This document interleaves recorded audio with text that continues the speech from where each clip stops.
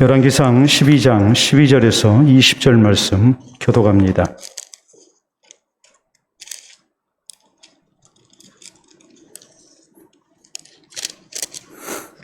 3일 만에 여로보암과 모든 백성이 르호밤에게 나와왔으니 이는 왕이 명령하여 이르기를 3일 만에 내게로 다시 오라 하였습니다.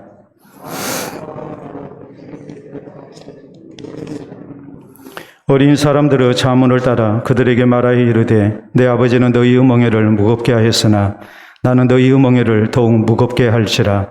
내 아버지는 채찍으로 너희를 징계하였으나 나는 정갈 채찍으로 너희를 징치하리라 하니라.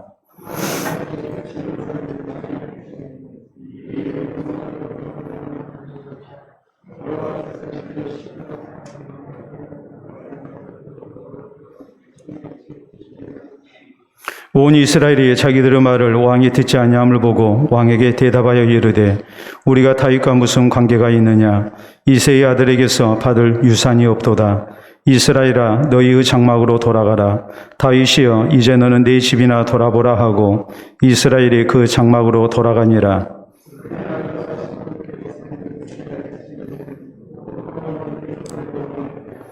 르호보암 왕이 역군의 감독 아도람을 보냈더니 온 이스라엘이 그를 돌로 쳐 죽인지라. 르호보암 왕이 급히 수레에 올라 예루살렘으로 도망하였더라. 온 이스라엘이 여로보암이 돌아왔다 함을 듣고 사람을 보내 그를 공회로 청하여 온 이스라엘의 왕으로 삼았으니 유다 지파 외에는 다윗의 집을 따르는 자가 없으니라. 아멘. 기도하고 말씀 받도록 합니다. 하나님 아버지 감사합니다. 하나님 은혜 아니고는 살 수 없는 연약한 우리들인 것을 주께서 또한 고백하게 하시사 우리가 주의 자비와 긍휼과 또 주의 은총만을 바랄 수 있도록 은혜 주시니 감사합니다. 이 시간도 갈급한 심령으로 우리가 주의 말씀을 기다립니다. 우리 하나님께서 선한 목자 되신 주의 음성을 들려주시어 이 말씀들이 우리의 영혼을 살리는 귀한 말씀 되게 하시고 하나님의 위로와 새 힘을 얻는 말씀 되게 하시고 무엇보다도 하나님의 뜻을 분별케 하는 생명의 말씀이 될 수 있도록 인도하여 주시옵소서. 예수님 이름으로 기도하옵나이다. 아멘. 오늘 열왕기상 강의 34번째 시간입니다. 오래됐습니다마는 유명 가전제품 이 CF 멘트 가운데에 순간의 선택이 10년을 좌우합니다라는 유명한 멘트가 있었습니다. 아마 이 자리에 계신 분들, 연세 되신 분들은 모두가 다 그 광고 CF 그 멘트를 기억하실 줄로 믿습니다. 어떤 가전을 선택하느냐에 따라서 가전의 수명이 대략적으로 10년, 15년 이렇게 쓸 수 있는 거기 때문에 그 순간의 선택이 결국 10년을 좌우한다는 참으로 우리에게 공감이 이렇게 되는 그런 이제 CF 멘트였죠. 한 나라의 국가 지도자를 선택한다는 것, 이것은 한 개인에게 이렇게 직업을 허락하는 그런 사소한 일이 결코 아닙니다.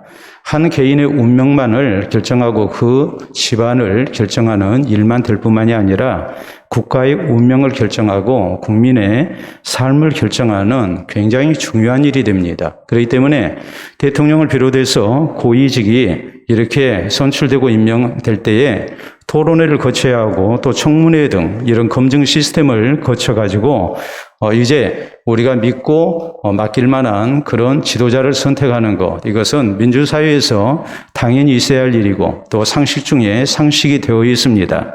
우리는 지난 시간에 르호보암 왕이 즉위 초에 국정 방향에 대해 백성들의 요구를 놓고 어떻게 해야 할 것인가 고민하는 그런 내용에 대해서 말씀을 살폈습니다.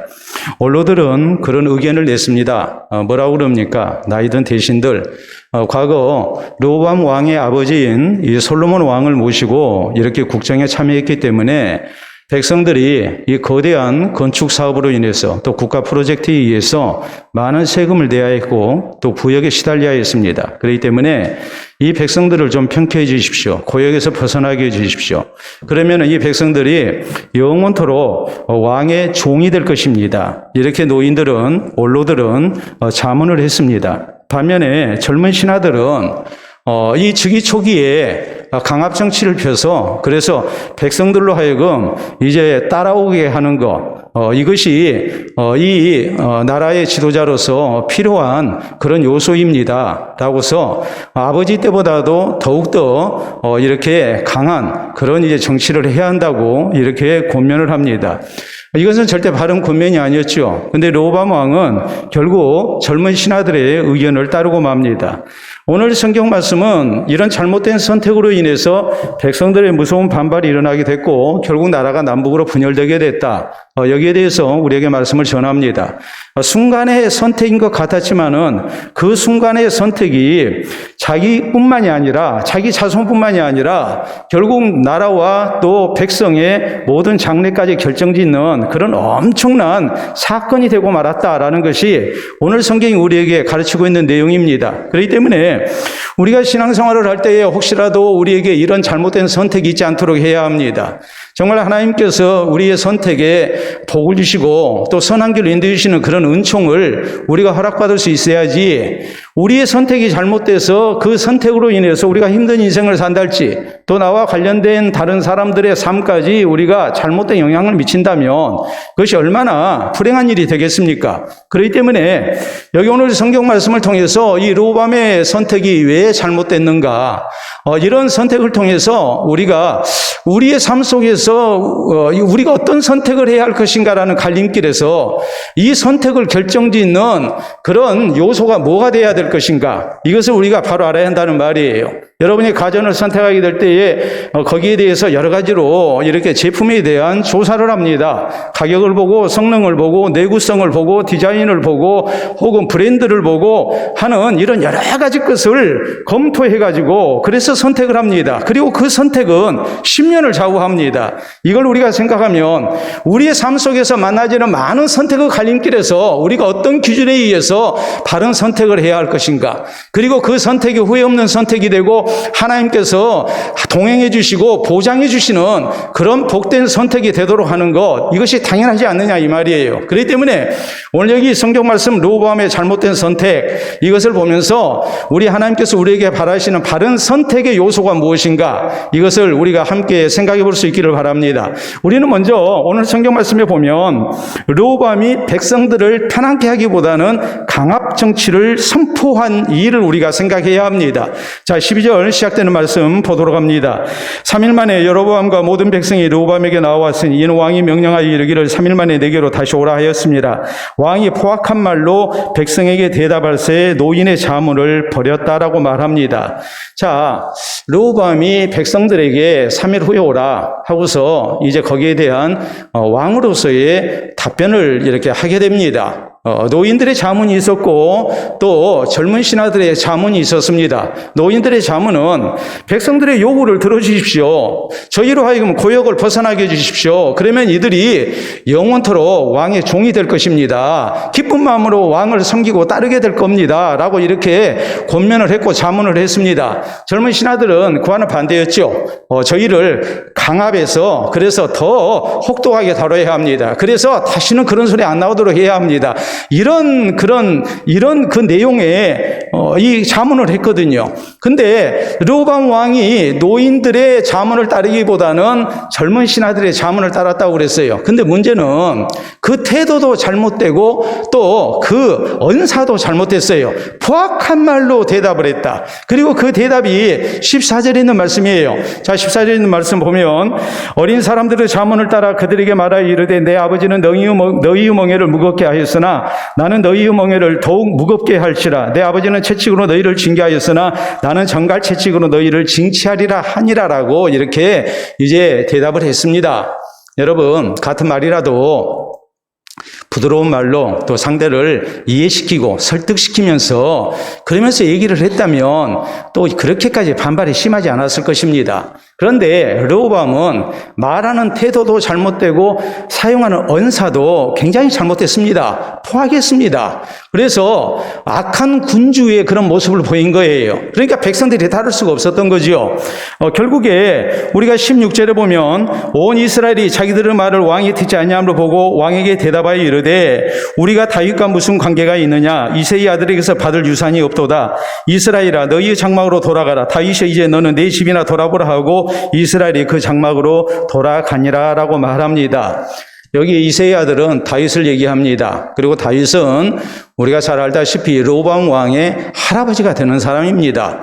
그리고 하나님께서는 다윗의 자손들을 통해서 왕가를 이루게 하시겠다고 했습니다. 그렇기 때문에 여기 다윗이라고 지칭되는 것은 결국 로방 왕을 향한 말이 되지만은 또 한편으로 다윗의 왕가와 우리는 이제는 연을 끊겠다는 그런 선언이 되는 거예요. 그렇기 때문에 지금 이스라엘이 이렇게 왕의 포악한 말로 인해서 굉장히 마음이 상했고 분노한 겁니다. 그래서 엄청난 반발을 이렇게 가져왔고 결국 이로 인해서 나라가 분열되는 그런 참으로 좋지 못한 최악의 상황을 맞이하고 만 겁니다. 자, 여러분, 여기서 우리가 무슨 교훈을 얻어야 되겠습니까? 우리의 선택에서 우리가 어떤 길을 선택을 해야 되겠습니까? 우리에게 내게 이익되는 것을 중심으로 해서 선택이 이루어져야 합니까? 아니면 그리스도인으로서 상대방을 위한 그런 섬김의 자세로서 우리의 선택이 이루어져야 하겠습니까? 세상적 기준으로 볼 때는 내게 이익되는 방향을 따라야죠. 그러나 성경이 우리에게 말씀하는 것은 그리스도인은 내 이익을 따르는 선택이 아니라 어떻게 하면 서로 공존할 것인가, 어떻게 하면 내가 좀 더 이익을 덜 보고 어떤 경우 내가 손해를 보더라도 상대를 섬기고 복되게 할 것인가, 이 선택이 있어야 함을 성경은 우리에게 말씀을 하세요. 여러분 그렇잖아요. 우리가 진정한 지도력, 오늘날 소위 말하는 리더십이라는 것을 얘기할 때에 이 리더십이라는 것이 내가 칼을 들었기 때문에 내가 상대방을 좌지우지할 수 있는 그런 권세가 있기 때문에 내가 다른 사람을 이끌 수 있다고 생각하면 큰 오산이죠. 성경이 우리에게 말씀하는 리더십은 다른 게 아니고 그 지도력이라는 것은 섬김의 지도력을 우리에게 강조합니다. 그리스도인은 철저하게 나를 통해서 내 주변에 있는 사람들이 하나님의 복을 나눠 가질 수 있도록 해야 하고, 그리고 나의 섬김을 통해서 다른 사람들이 기쁜 마음으로 나를 존중하고 따르도록 해야 해요. 이것이 성경이 우리에게 말씀하는 리더십이에요. 여러분 알다시피 다윗이 백성들에게 굉장히 신망을 얻었습니다. 다윗의 리더십은 뭐였을까요? 다윗은 앞장서서 싸우는 사람이었습니다. 그건 젊을 때뿐만이 아니라 그가 나이 들었어도 역시 마찬가지였습니다. 군사들을 전쟁터로 보내면서 너희들과 싸워라 하고서 자기는 왕궁에서 편히 쉬는 사람이 아니에요. 우리가 성경에 보면 그렇잖아요. 다윗이 이방적과 싸울 때에 노세 있음에도 불구하고 전쟁터로 나갑니다. 그러다가 하마터면 죽을 뻔했습니다. 그 밑에 신하들이 깜짝 놀랐습니다. 그리고 다윗 왕, 우리 왕께서도 이제는 나이가 많이 드셨구나. 전쟁터 나가시면 안 되겠구나. 그리고서 이 백성들이 다윗에게 뭐라고 그럽니까? 이제 왕은 전쟁터에 나가지 마소서. 이스라엘의 등불이 꺼지지 않게 하소서 그랬거든요. 다윗이라는 사람을 이스라엘의 등불이라고 믿었어요. 그만큼 다윗은 백성들에게 신망을 얻은 지도자였어요.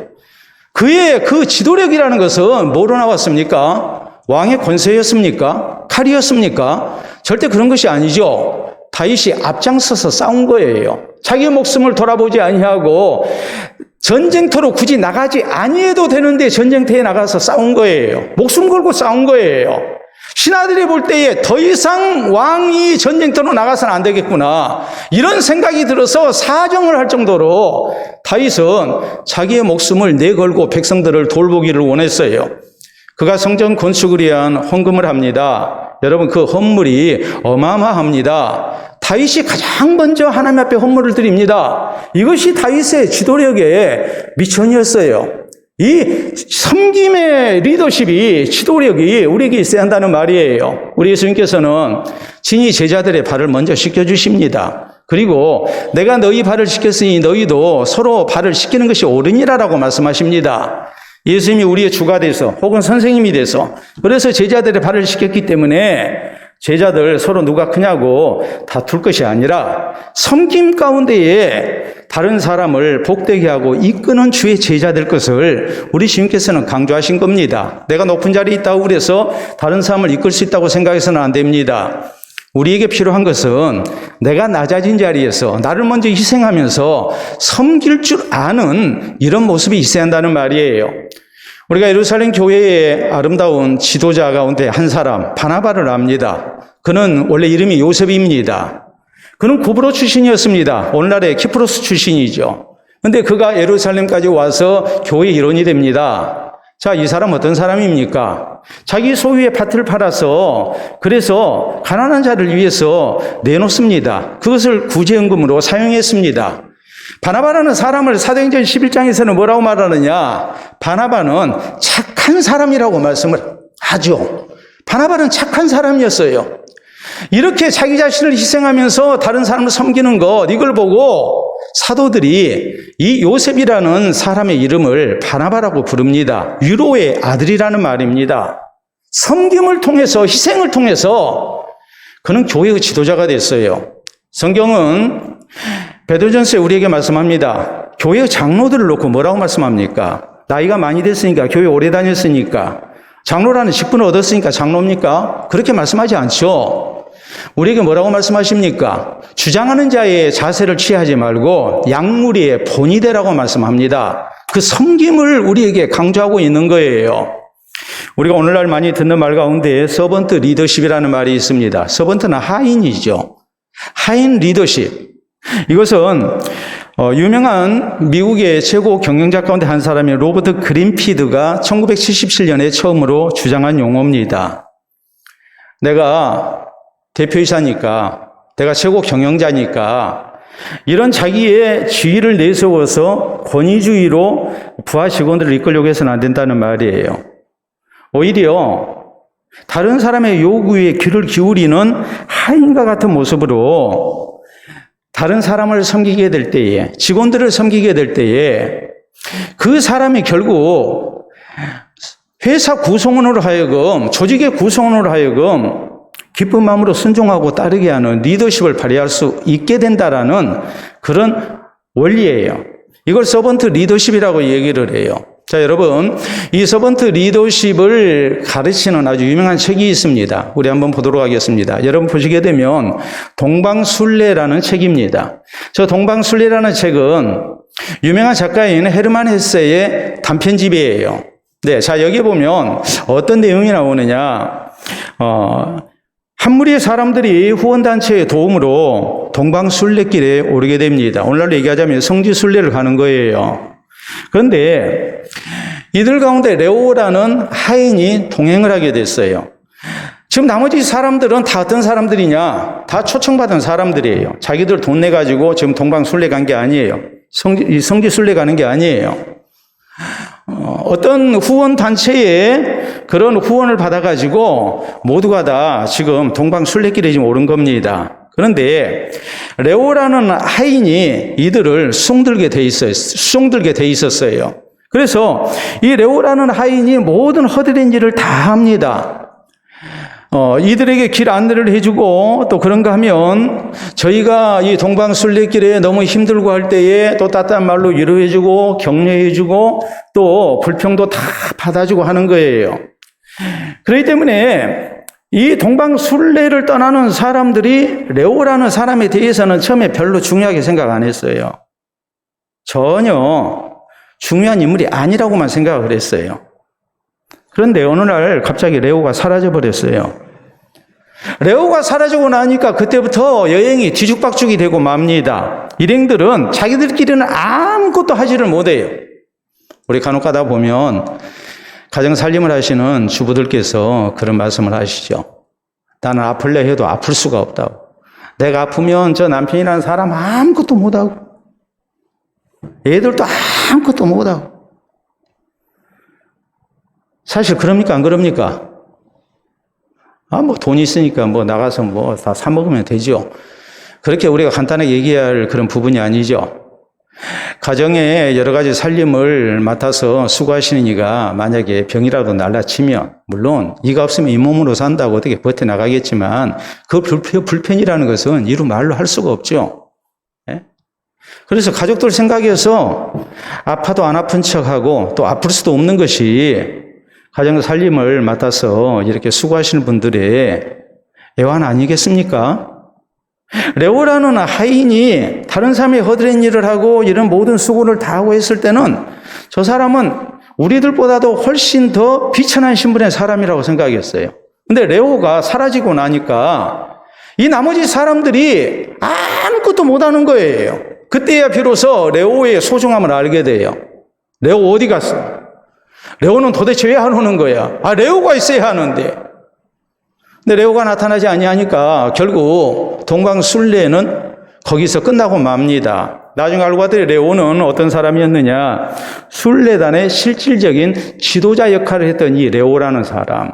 비천한 하인이 아니라 실질적인 순례단의 지도자 역할을 하는 이 레오라는 사람은 나중에 알고 보니까 자기들을 이렇게 동방순례에 참여할 수 있도록 초청한 그리고 후원한 후원단체의 지도자였습니다. 헬만에서는 이 얘기를 통해서 분명하게 강조하는 말이 있어요. 이 사회에 진정으로 필요한 사람이 누구인가? 공동체에 필요한 사람이 누구인가? 누가 지도자인가? 그것은 서번트 리더십을 가지고 있는 사람이다. 스스로 종이 돼서 다른 사람을 섬기는 사람, 그 사람이 정말 필요한 사람이고 그 사람이 정말 소중한 사람이다. 그걸 알고 우리가 나의 존재의 가치를 인정받고 높이는 길이 어디 있느냐? 내가 높은 자리에 올라가는 게 아니고 내가 낮아진 자리에서 나를 희생하면서 다른 사람을 섬기는 데 있는 것이다라는 것을 강조하고 있는 겁니다. 여러분, 르호보암 왕은 자기의 왕의 권세를 이용해서 낮아지기보다는 높아지기를 원했습니다. 그리고 선택했습니다. 그런데 그 선택은 정말 잘못된 선택이 되고 말았습니다. 오늘 우리에게 이런 어리석은 선택이 있어서는 안 됩니다. 항상 나를 낮추고 내가 종의 자리에서 다른 사람의 발을 씻기는 섬김의 도를 실천하기를 힘쓰는 성도가 돼야 됩니다. 우리가 다른 사람을 이끌어야 할 책임 있는 사람이라면 우리는 더욱더 나 자신을 희생하면서 섬길 줄 아는 사람이 돼야 됩니다. 그래서 나를 통해서 다른 사람을 복되게 하고 나 때문에 다른 성도들이 또 공동체의 가족들이 더욱더 편안함을 누릴 수 있도록 하는 이것이 오늘 그리스도인 된 우리의 선택이 돼야 되고 또 우리의 의무가 돼야 한다는 것을 잊어서는 안 됩니다. 이 모습으로 어디에서든지 우리가 섬기기를 힘쓰는 가운데 다른 사람들을 나를 통해서 복되게 하고 또 이로 인해서 우리가 하나님의 사람으로 진실된 그리스도인으로 우리가 인정받고 또 하나님께 영광을 돌려드리는 그런 우리 모두가 될 수 있기를 바랍니다. 다음으로 오늘 성경 말씀은 어떤 사실을 우리에게 강조하느냐. 르호보암의 선택이 있었지만 이 선택의 배후에 보이지 않는 힘이 작용하고 있다는 것을 강조해요. 그것은 누구였습니까? 하나님으로부터 말미암은 일이었다라고 말씀을 합니다. 자, 15절에 있는 말씀 우리 한 목소리로 같이 읽어보도록 합니다. 뜻을 생각하면서 우리 한번 읽어보도록 하겠습니다. 왕이 이같이 백성의 말을 듣지 아니하였으니 이 일은 여호와께로 말미암아 난 것이라. 여호와께서 전에 실로 사람 아히야로 느바스 아들 여로보암에게 하신 말씀을 이루게 하심이더라라고 말씀합니다. 자, 이미 우리가 말씀 살핀 대로 열왕기상 11장 9절에서 13절에 있는 말씀, 또 31절에서 33절 사이에 있는 말씀을 보면 하나님께서 아히야 선지자를 통해서 경고를 하셨죠. 아히야 선지자 예언이 뭐였습니까? 솔로몬에게 하나님께서 경고하셨습니다. 너 이렇게 이방 여인들로 인해서 우상이나 숭배하고 하나님께서 떠나고 하면 하나님이 징벌이 있다. 뿐만 아니라 여로보암에게 아히야 선지자는 하나님께서 이스라엘 12지파 가운데 10개 지파를 주셔서 이스라엘의 왕이 될 거라는 것을 이렇게 예언케 하셨습니다. 하나님께서 이미 2번이나 하나님의 뜻을 나타내신 거거든요. 그런데 오늘 성경 말씀에 보면 르호보암의 결정적인 실책이에요. 이건 말 그대로 정치를 잘못한 거예요.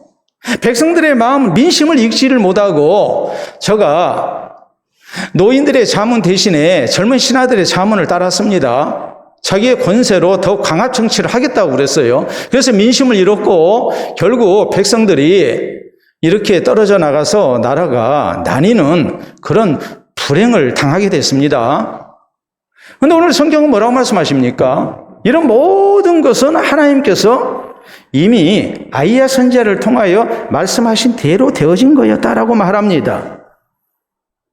표면적인 나라의 난이는 분국의 원인은 르호보암 왕의 잘못된 선택과 강압 정치였어요. 이 포악한 말로 백성들을 위협했을 때 결국 민심을 잃고 말았어요. 그래서 나라가 나뉘었어요. 그런데 성경은 거기에 초점을 맞추기보다는 이런 모든 일은 하나님이 말씀하신 대로 다 되어진 일이었다. 이걸 강조를 하십니다. 여러분, 세상 모든 일은 누가 주장하신다는 겁니까? 하나님이 주장하신다는 것을 말씀하는 거예요. 그렇기 때문에 결론은 이것입니다. 아무리 내가 냉정하게 판단하고 계산하고 해서 선택을 했다 할지라도 그 선택에 하나님의 주권적 은혜가 주어지지 아니하면 그 선택은 잘못될 수밖에 없는 거예요. 우리 삶의 주인은 철저히 하나님이신 것을 우리가 인정하고 선택을 해야 해요. 살아계신 하나님의 은혜 없이는 내가 살 수 없습니다. 하나님께서 이 내 모든 인생길을 주장하심을 나는 믿습니다. 하나님, 내 선택에 하나님의 은혜가 있기를 원합니다. 우리는 항상 그것을 생각하면서 우리가 하나님을 찾고 선택할 줄 아는 그런 성도가 되어야 한다는 말이에요. 내가 아무리 냉정하게 분석하고 판단하고 그래서 선택을 했다 한들 내 삶의 주인은 내가 아닙니다. 하나님이십니다. 그러니까 우리는 뭐 해야 합니까? 하나님 은혜를 구해야 합니다. 다윗의 위대한 신앙의 모습은 이런 데서 나타납니다. 다윗은 철저히 하나님 의지했죠. 죽고 사는 모든 것이 하나님께 달려있음을 믿었습니다. 자기를 괴롭히는 사람도 하나님께 다 맡깁니다. 다윗이 아들 압살롬의 반란을 당했습니다. 그래서 그가 피난길에 올랐습니다. 피난길에 올랐을 때에 자기의 신복 중에 신복이었던 모사 아히도벨이 압살롬 편에 가담했다는 소식을 듣습니다. 그럴 때 다윗은 하나님께 이렇게 기도합니다. 여호와여, 아히도벨의 모략을 어리석게 하시옵소서. 여러분, 그렇잖아요. 우리가 그런 얘기 많이 하잖아요. 세상에서 제일 어려운 일이 뭐겠습니까? 내 생각을 상대방의 머릿속에 집어넣는 것과 상대방의 지갑 속에 있는 돈을 내 지갑으로 옮기는 것이 세상에서 제일 어려워요. 그건 내 마음대로 안 되는 일이에요. 근데 다윗은 어떻게 믿었느냐? 아히도벨의 모략을 하나님께서 어리석게 하실 거라고 믿어요. 사람의 마음, 생각까지, 판단까지도 누가 주장한다고 믿습니까? 하나님이 주장하신다고 믿었던 사람이에요. 그렇게 철저히 하나님을 의지했던 사람이 바로 다윗이었어요. 나중에 다윗을 지지하는 후세를 다윗은 피난길에 동행하는 것을 허락하지 아니하고 너는 압살롬의 편을 들어라. 그래서 너를 통해서 하나님께서 압살롬의 모략을 피하도록 하시도록 해야 한다고 이렇게 권유를 하죠. 자, 아히도벨이 압살롬에게 이런 의견을 내놓습니다. 나에게 군사를 주시면 내가 다윗의 뒤를 쫓아가서 이 모든 거 끝내겠습니다. 다윗만 죽이고 내가 돌아오겠습니다. 사실 아히도벨의 계략대로 했다면 다윗은 죽은 목숨이에요. 그런데 이상하게도 압살롬이 뭐라고 얘기하냐면 우리가 후세의 의견도 들어보자 그러거든요. 사람들이 아히도벨의 모략을 듣고 다 좋다고 생각했어요. 만장일치로 끝날 것 같은데 압살롬이 갑자기 뭐라고 그러냐면 후세의 의견도 들어보자 그러거든요. 후세가 이런 의견을 내놓습니다. 나는 아히도벨의 의견에 반대합니다. 왕의 아버지 다윗은 굉장히 전쟁터에서 역전의 용사로 이름을 떨친 사람입니다. 그렇기 때문에 군사가 자기를 뒤쫓아올 것을 다 알고 있을 거고 거기에 대해서 대비하고 있을 겁니다. 그래서 만약에 뒤쫓아갔다가 실패를 하게 되면 민심이 흔들리게 될 것이고 이 거사는 성공하지 못합니다. 내 생각에는 시간을 두고 온 이스라엘을 모아가지고 다윗을 한꺼번에 치는 것이 좋을 것 같습니다. 그랬거든요. 그랬더니 그 말을 듣고 사람들이 갑자기 싹 다 생각이 또 바뀌어요. 아히도벨의 모략보다도 후세의 모략이 더 낫다 그러는 거예요. 압살롬도 그러는 거예요. 그리고 성경은 뭐라고 기록합니까? 이는 여호와께서 압살롬을 죽이기로 작정하신 거였다. 그래서 아히도벨의 계략을 폐하고 후세의 계략이 채택되도록 한 것이다라고 말씀합니다. 다윗이 철저히 하나님을 의지하는 거죠. 하나님만이 내 삶의 주인인 것을, 세상의 모든 일을 주장하시는 이신 것을 다윗은 철저히 믿었습니다.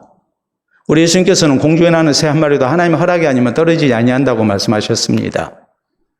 또 뿐만 아니라 사도 바울은 굉장히 치밀한 사람이고 모든 계획 철두철미하게 앞뒤 재가면서 계획을 세우는 사람이었지만, 또 추진력이 있는 사람이지만, 또 의지가 강한 사람이지만, 사도 바울은 자기의 계획 다음에 항상 고백하는 말이 있습니다. 주의 뜻이라며, 하나님께서 허락하신다며, 내 계획, 내 생각, 내 선택 위에 하나님의 뜻이 우선이었고 하나님의 허락이 우선이었어요. 그리고 그는 자기의 선택권을 하나님께 맡기는 겁니다. 여러분, 우리가 이전 성경을 보면, 우리가 지금 2007년부터 개혁 성경을 쓰고 있잖아요. 개정판 성경을 쓰고 있는데 그전에는 점장이라고 번역을 했어요. 근데 지금 여러분 보시고 있는 성경을 보면 점장이라고 나와 있지 않고 다 점쟁이라고 나옵니다. 장이와 쟁이의 차이가 뭘까요? 장인은 전문적인 지식과 기술을 가지고 있는 사람을 장이라고 얘기합니다. 대장장이에요. 대장장이 아무나 할 수 있는 게 아니잖아요. 철을 쇠풀무에 이렇게 녹여가지고 그래서 원하는 그런 도구를 만들어내는 사람, 그건 기술자죠. 그러니까 대장장이에요. 근데 쟁이는 뭐냐? 쟁이는 그것을 많이 하는 사람, 습관적으로 많이 하는 사람을 쟁이라고 얘기를 해요. 그래서 가장 쉬운 것이 뭐냐면 거짓말 장이가 아니고 거짓말 쟁이에요. 근데 점장이가 아니라 점쟁이라고 번역을 했어요. 이건 표준 번역에 의한 거예요. 우리 맞춤법에 점장이가 점쟁이로 바뀌었어요. 그래서 성경도 점쟁이로 바꾼 거예요. 왜 그러겠습니까?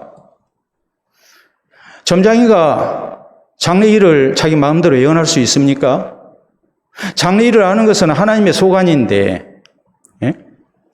우리가 신명기 29장 29절에 있는 말씀을 보면, 예?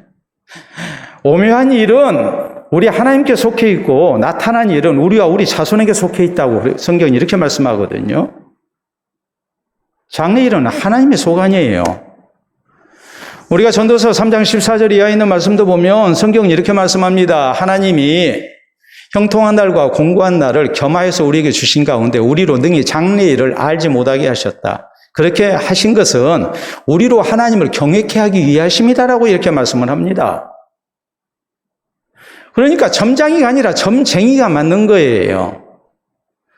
여러분, 점쟁이들이 제일 많이 불법을 저지르고 감옥살이를 하는 죄목이 뭔 줄 아십니까? 사기죄입니다. 사기죄.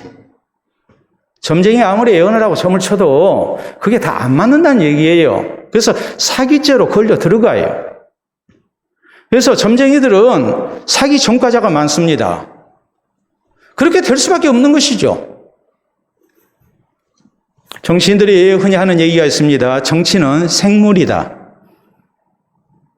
사람의 판단과 계산으로 움직여지는 게 정치가 아니에요.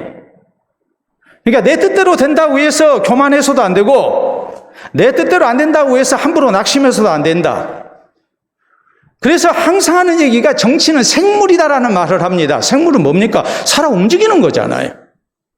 사람의 생각대로 다 되는 게 아니에요. 성경은 잠언 27장 1절에 우리에게 말씀합니다. 너는 내일 일을 자랑하지 말라. 하루 동안에 무슨 일이 일어날는지 네가 알 수 없음이니라 라고 말씀합니다. 그런데 우리가 함부로 장담하면 되겠습니까? 우리 삶의 주인은 하나님이십니다. 하나님께서 배후에서 다 역사하시는 거예요. 그리고 하나님의 뜻대로 다 주장하고 계시는 거예요. 우리는 그 하나님의 절대 주권 속에서 사는 피조물에 불과해요. 그러므로 우리의 선택이 어떤 모습으로 이루어져야 합니까? 내가 교회 가고 내가 냉정하게 판단해서 내가 선택하면 내 뜻대로 다 되어질 것이다. 천만의 말씀입니다. 우리는 그런 잘못된 선택보다는 내가 냉정하게 판단하고 선택한다 할지라도 이런 모든 것은 하나님의 뜻 안에서 이루어질 줄 믿습니다. 이 모든 것 결정적으로 하나님이 주장하심을 믿습니다 하면서 우리가 겸손히 하나님을 의지하며 우리의 선택이 하나님의 뜻이 되기를 원해야 합니다. 그럴 때에 하나님을 향한 이 마음 중심을 하나님이 보시고 하나님께서 우리 가운데 선한 역사를 나타내시고 또 합력해서 선한 결과를 허락하시는 은혜가 있다는 것을 우리가 기억할 수 있기를 바랍니다. 자, 세 번째 우리가 생각해야 할 것이 있습니다. 그것은 뭐냐면 오늘 르호보암의 선택의 결과로서 유다 지파만 르호보암 왕을 따랐다는 사실이죠. 16절 이하 말씀 봅니다. 온 이스라엘이 자기들의 말을 왕이 듣지 아니함을 보고 왕에게 대답하여 이르되 우리가 다윗과 무슨 관계가 있느냐? 이새의 아들에게서 받을 유산이 없도다. 이스라엘아 너희의 장막으로 돌아가라. 다윗이 이제 너는 내 집이나 돌아보라 하고 이스라엘이 그 장막으로 돌아가니라. 그리고 그러나 유다 성읍들에 사는 이스라엘 자손에게는 르호보암이 그대로 왕이 되었더라. 르호보암 왕이 역군의 감독 아도람을 보냈더니 온 이스라엘이 그를 돌로 쳐 죽인지라. 르호보암 왕이 급히 수레에 올라 예루살렘으로 도망하였더라. 19절 이에 이스라엘이 다윗의 집을 배반했다. 자, 오늘 성경은 분명히 그 사실을 강조하죠. 다윗의 집을 배반하여 오늘까지 이르렀더라. 온 이스라엘이 여로보암이 돌아왔다함을 듣고 사람을 보내 그를 공회로 청하여 온 이스라엘 왕으로 삼았으니 유다 지파 외에는 다윗의 집을 따르는 자가 없으니라. 12개 지파 가운데서 아이야 선지자를 통하여 하나님께서 이렇게 경고하시고 예언하신 대로 10개 지파가 여로보암을 따라서 북이스라엘을 세우게 됐고, 그리고 이제 유다 지파와 베냐민 지파 이 2개 지파만 이 르호보암 왕을 따라서 이제 유다 왕국을 세우게 된 그 과정을 지금 설명을 하고 있는 거예요. 근데 오늘 성경 말씀 19절에 보면은 이것은 분명히 르호보암 왕의 결정적인 잘못으로 인해서 민심 이반이 일어났고 하나님의 뜻을 따라서 그래서 나라가 이렇게 분국이 된 것, 이건 사실이거든요. 근데 성경은 19절에 특별히 뭐라고 말씀하시느냐? 온 이스라엘이 다윗을 배반했다라는 말을 사용을 하고 있습니다. 여러분, 어떤 의미로 보면 우리는 저런 왕을 섬길 수가 없습니다. 저런 왕 따르다가는 우리가 다 죽게 생겼는데 우리는 절대 그렇게 못하겠습니다 해서 백성들이 지혜로운 선택을 한 것 같아요. 근데 성경은 다수가 선택한 이 일을 놓고 뭐라고 말씀하느냐? 또 하나님께서 징벌을 약속하신 것이 성취된 이 사건을 놓고서도 뭐라고 말씀하시느냐? 저희가 다윗의 집을 배반했다라고 말씀을 해요. 어떤 의미로 보면 배반이 아니죠. 지혜로운 선택이었죠. 근데 왜 배반이라는 용어를 썼을까요? 그건 다른 게 아닙니다. 하나님께서는 다윗의 후손을 통해서 이스라엘 나라를 지키기를 원하셨고 그것을 약속을 하셨어요. 그러니까 10개 지파가 냉정하게 판단해서 우리는 르호보암 왕을 따를 수가 없다, 지지할 수가 없다 해서 따로 나가 독립을 했지만 이것은 하나님께서 이스라엘 민족을 향하신 그 정해 놓으신 뜻을 배반한 일이었다라고 이렇게 기록을 하고 있는 거예요. 결론은 뭐겠습니까? 우리의 모든 선택에 있어서 제일 중요한 것이 무엇인가? 그것은 하나님의 뜻이라는 것을 강조를 해요. 이스라엘 백성들의 선택은 하나님의 뜻이 아니었어요. 르호보암 왕이 잘못했습니다. 또 다수가 지지합니다. 그리고 또 그렇게 선택할 수밖에 없습니다. 그런데 성경은 잘했다고 말씀하지 않습니다. 뭐라고 말씀합니까? 배반한 거였다라고 말씀을 해요. 왜요? 하나님이 정하신 뜻에 위배됐기 때문에. 그래서 배반이라는 용어를 쓰고 있는 겁니다. 분명히 하나님의 절대 주권과 하나님의 징벌에 의해서 나라가 나뉘었습니다. 그러나 다윗의 집이 아닌 여로보암을 따른 것은 하나님의 뜻에 대한 범죄였다라고 이렇게 말씀을 하고 있는 겁니다. 여러분, 우리의 선택의 결정적인 요소가 뭐가 되어야 될까요? 이익입니까? 대세입니까? 세상의 판단입니까? 우리 그리스도인에게 있어서의 선택의 결정적인 요소는 하나님의 뜻이에요. 하나님의 뜻을 찾아서 우리가 선택을 해야 해요. 이스라엘 백성들이 12 정탐꾼을 이렇게 보내서 가나안 땅을 정탐하게 합니다. 저희가 돌아와서 보고합니다. 10명의 정탐꾼은 가나안 땅이 분명히 하나님이 말씀하신 대로 적과 꿀이 흐르는 땅임에 틀림이 없지만 거기 살고 있는 원주민들과 우리를 비교해 보면 우리가 도저히 저들과 싸워서 그 땅을 정복할 수 없다라는 부정적인 보고를 합니다. 10명이었습니다. 여호수아와 갈렙 두 사람은 하나님의 뜻을 우리가 거역해서는 안 된다. 하나님의 뜻을 찾아서 우리가 가나안 정복에 나서야 한다고 주장합니다. 여러분, 누가 옳았다고 말씀합니까? 10명의 정탐꾼 냉정하게 판단했습니다. 대세입니다. 여호수아와 갈렙은 무모합니다. 소수입니다. 그런데 10명의 선택이 잘못됐다고 말씀합니다. 하나님의 징벌로 또 그들을 추종했던 사람들은 하나님이 약속하신 가나안 땅 들어가지를 못하고 다 죽습니다. 여호수아와 갈렙만 들어갑니다. 왜요? 저희는 하나님 뜻을 찾았기 때문에, 하나님의 뜻을 찾아서 선택을 했기 때문에. 엘리야 시대가 얼마나 엄혹한 시대입니까? 아합과 이세벨의 우상 숭배 정책에 의해서 모두가 다 바알 신에게 무릎을 꿇은 때입니다. 엘리야는 외롭게 신앙을 지킵니다. 하나님 앞에 호소합니다. 모두 바알에게 무릎 꿇고 오직 나만 남았습니다. 여러분, 왜 엘리야가 혼자 남았습니까? 엘리야는 당시 상황을 분석할 수 있는 그런 지혜가 없었습니까?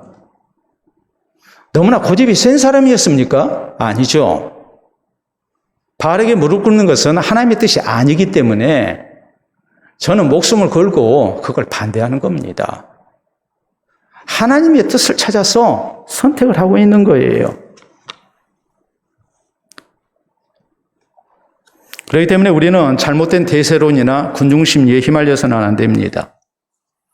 여러분, 우리가 상식적으로 생각해 보세요. 여러분이 횡단보도를 건너게 될 때에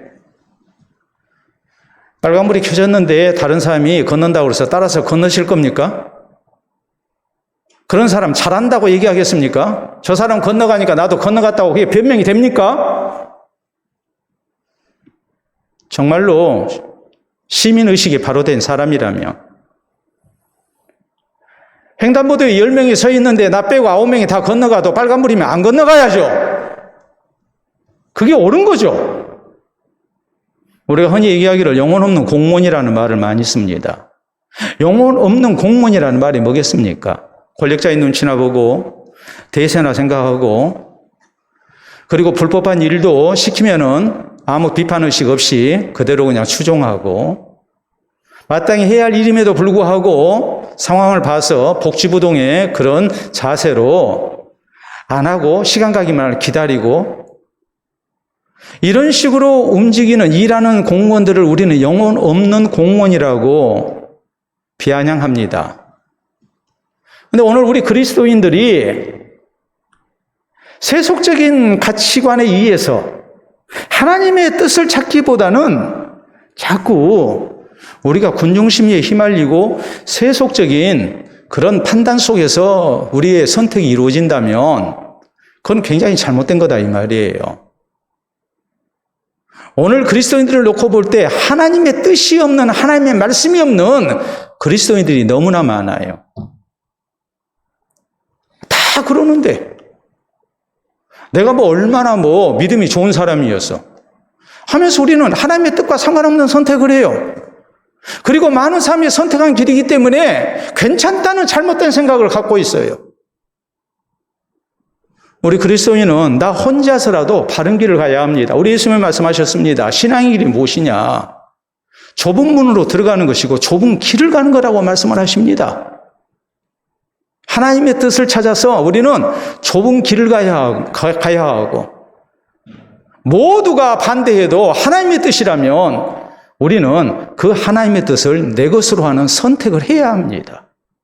이것이 우리 그리스도인들에게 가장 중요한 선택의 요소가 되어야 됩니다. 오늘날에는 인터넷 시대를 살다 보니까 신조어가 굉장히 많습니다. 그래서 우리의 자녀들이 쓰는 용어를 우리가 다 이해를 못합니다. 얼마나 인터넷 용어, 신조어를 이해하느냐에 따라서 그 사람이 개인 세대인지 아닌지 우리가 그런 걸로 가늠을 하죠. 여러분이 혹시라도 들으셨는지 모르겠습니다만 현타라는 말이 있습니다. 자꾸 인터넷 용어를 쓰다 보니까 축약어가 많아지고 또 이런 식으로 신조어가 많아지죠. 현타가 뭡니까? 현실 자각 타임. 자기 혼자 오판하고 있다가 어떤 상황이 딱 벌어졌을 때 그때야 현타가 오는 겁니다. 아, 아니었구나. 아, 잘못했구나. 아, 이것이 진짜였구나. 아, 그것이 바로 이런 일이었구나. 이렇게 비로소 깨닫는 것을 현실 자각 타임을 줄여서 현타라고 얘기를 하거든요. 우리가 세상을 살다 보면 이런 현타가 올 때가 참 많죠. 아, 나는 그렇게 생각 안 했는데 이제 보니까 아니네. 그렇게 우리가 다시 후회하고 내 선택에 대해서 잘못됐다는 것을 인정하는 그런 현타가 올 때가 참 많습니다. 내가 원하는 결과가 나타나지 아니하고 내가 생각했던 대로 되어지지 아니할 때 우리에게 현타가 오는 거예요. 우리 그리스도인에게 있어서 잘못된 그런 현타가 오지 않도록 하기 위해 우리에게 필요한 신앙의 자세가 무엇일까요? 르호보암 왕은 젊은 신하들의 말을 들어서 자기의 선택을 믿었어요. 그러면 왕권도 더욱 든든해지고 백성들도 자기를 지지하고 따르는 가운데 나라가 더욱 부강해질 거라고 생각을 했어요. 근데 10개 지파가 여로보암을 왕으로 세우고 떨어져 나갑니다. 그때야 비로소 현타가 온 겁니다. 아, 내가 노인들의 자문을 들을 건데 잘못했구나. 그러나 이미 늦었습니다.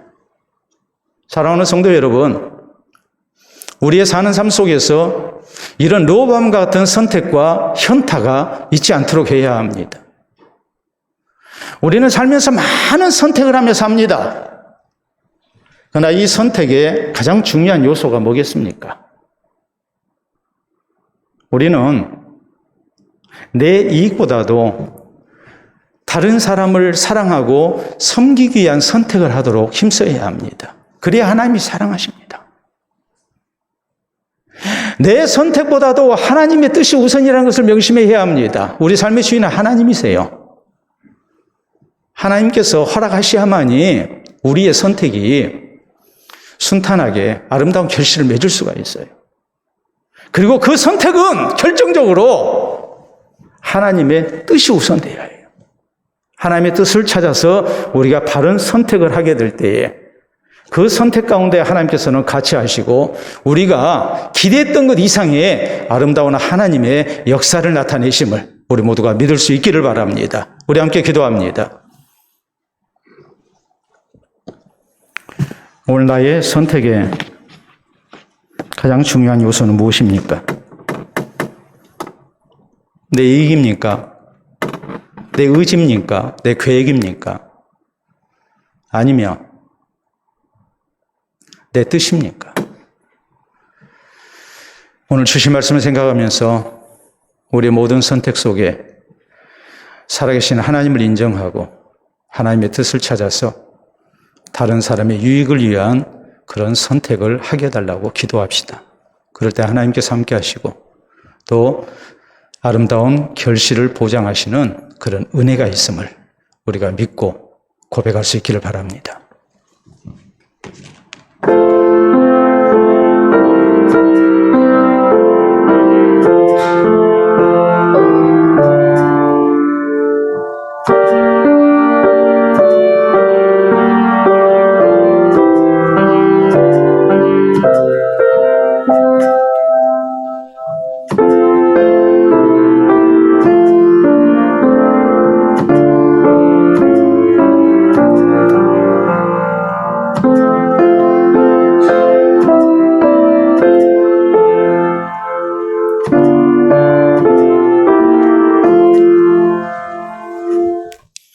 이 시간도 살아계신 우리 아버지 은혜를 진심으로 감사합니다.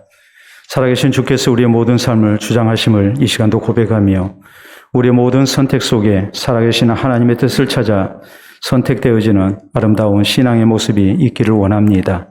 주님 앞에 우리의 모든 것을 맡겨드리며 주님께서 기뻐하신 뜻을 찾아 우리의 발걸음이 늘 옮겨지게 하시고 살아계신 하나님, 우리의 생사복의 주인 되신 하나님을 의지하며 우리가 낮아진 자리에서 내 유익보다도 다른 사람의 유익을 위하여 항상 선택하며 우리의 발걸음이 계속될 수 있도록 도와주시옵기를 원합니다. 신실한 그리스도인으로 걸어가는 발걸음 되게 하시고 우리 주께서 동행하시는 발걸음 되게 하시고 하나님의 뜻을 찾는 살아오는 성도들에게 하나님께서 강한 손으로 붙드시고 도우시며 저희의 모든 수고 속에 아름다운 열매를 허락하신 은혜가 늘 있게 하시고 우리가 주를 찬양하며 주님 앞에 감사와 영광을 돌려드릴 수 있도록 인도하여 주시옵소서. 이 어려운 시대에 오직 하나님의 뜻을 찾아 믿음으로 살고자 하는 성도들마다 하나님께서 붙드시고 선한 길로 인도하시는 은혜가 있을 줄 믿습니다. 감사하며 예수님 이름으로 기도하옵나이다.